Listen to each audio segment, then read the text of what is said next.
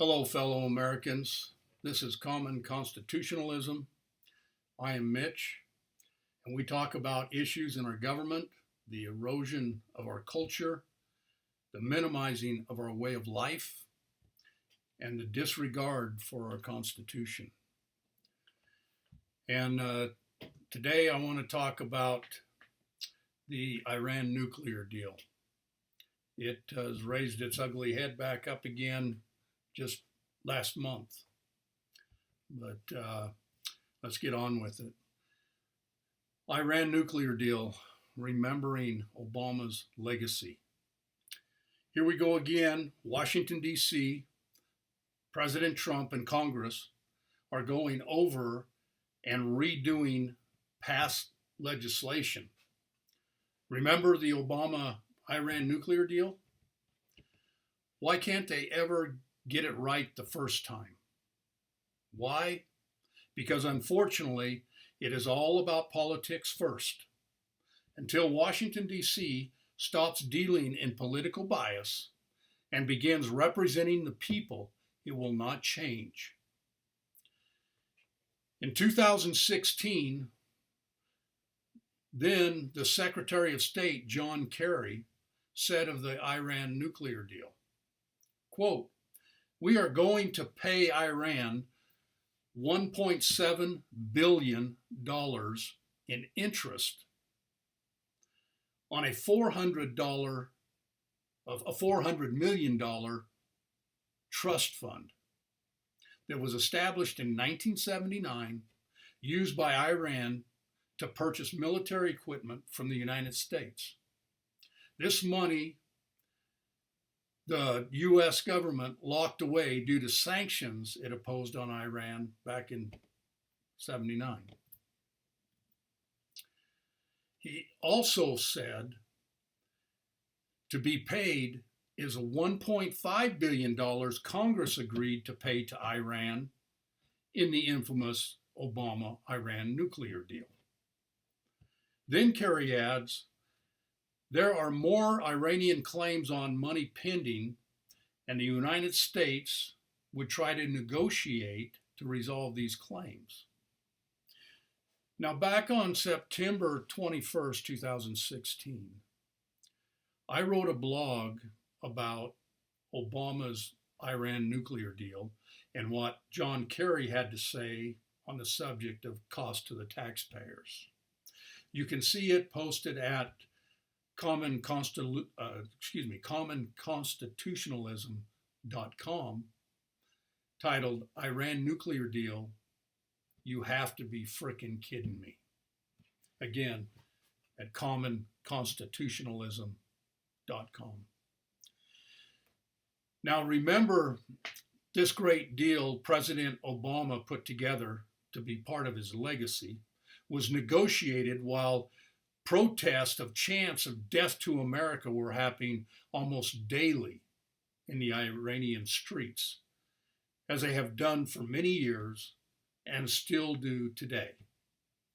Honestly, how can anyone believe that a truthful deal could be made when a participant has such hatred?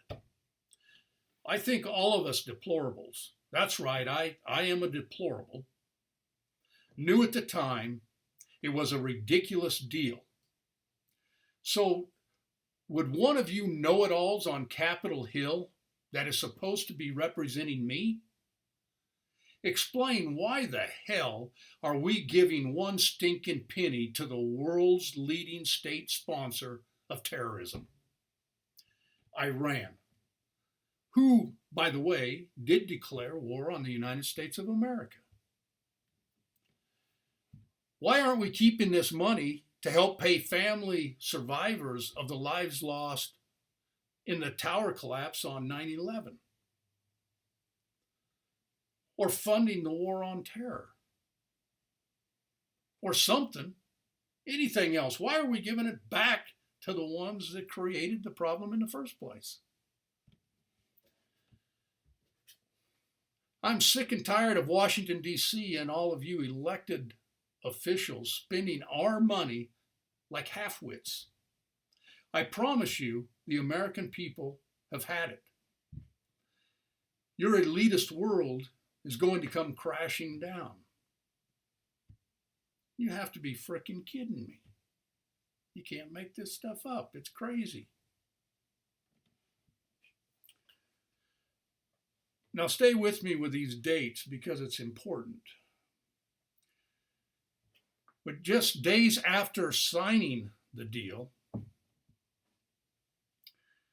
Iran's deputy foreign minister who led the negotiations in the Iran nuclear deal on July 22nd, 2015, made an announcement on state-controlled television that the recently reached nuclear deal with the world powers did not include limitations on Iran's weapons capability or missiles power, and that Tehran would keep arming its regional allies.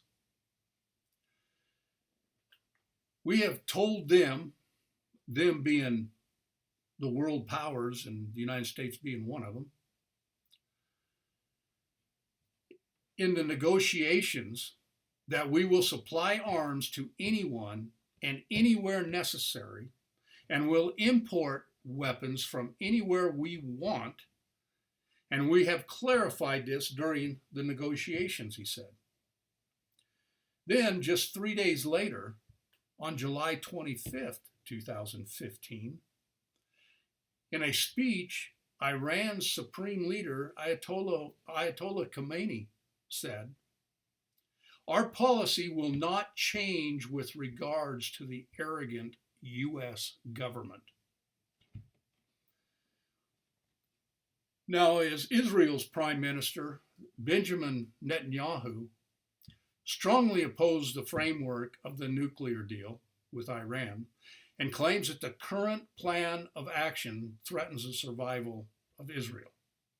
He also said that such a deal would not block Iran's path to the bomb, it would actually pave it. Benjamin Netanyahu demanded that any final deal would include a clear Iranian recognition of Israel's right to exist, and that Iran stop its aggressions in the region.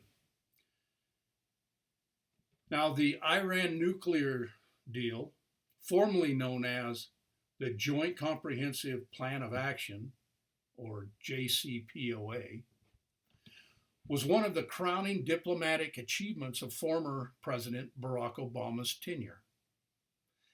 In April 2015, Obama stated that the nuclear deal was not predicated on Iran recognizing Israel.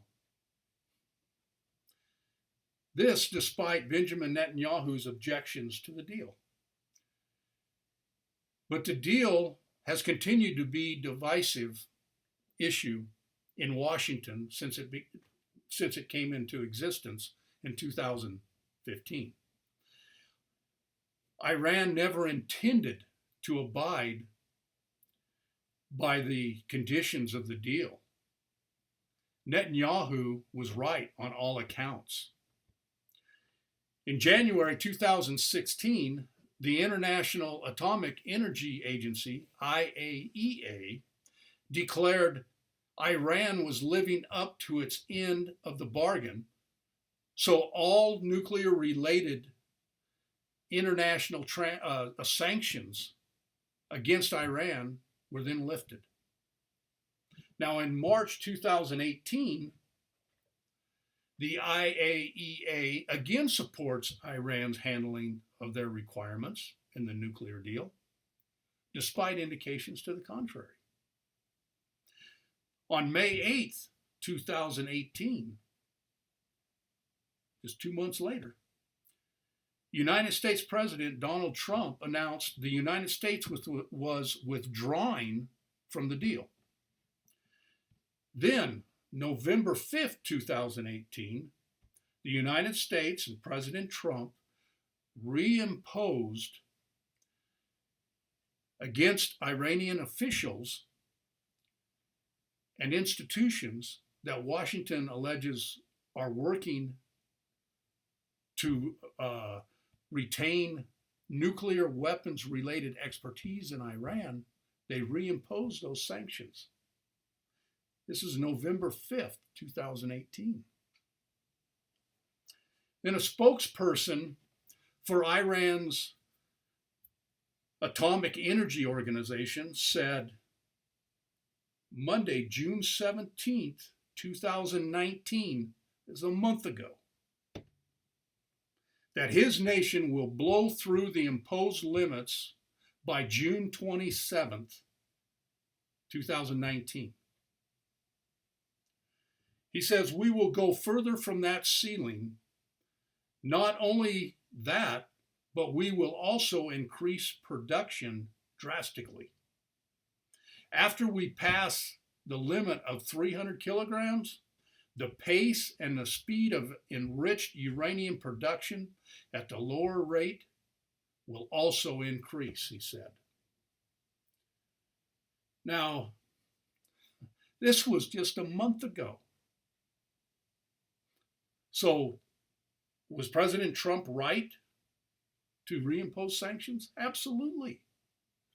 Should have never made the deal in the first place. The government must start getting this kind of policy right the first time around. It has cost the American taxpayer billions of dollars each time they go back and get a do-over. This is one more reason why, as citizens with the right to vote, we need to vote out the career politicians, keep fresh faces and constitutional conservatives voted into office. Now, I hope you enjoyed this short video I put together. I will be doing more of them. I have a YouTube channel. You'll see at the end of this video, in the credits, the link for that. I'm putting a website together that blogs will be posted on. It should be up and going before too long, and I'll let you know when it's ready to go, because I certainly would appreciate you following me and liking me on these platforms. So let us see what we can accomplish here. My aim is to create a loyal following so I can continue bringing awareness to these kind of issues. We will talk about issues in our government, the erosion of our culture, the minimizing of our way of life, and the disregard for our Constitution.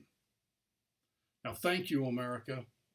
Until next time, this is Common Constitutionalism, and I'm Mitch. Thank you.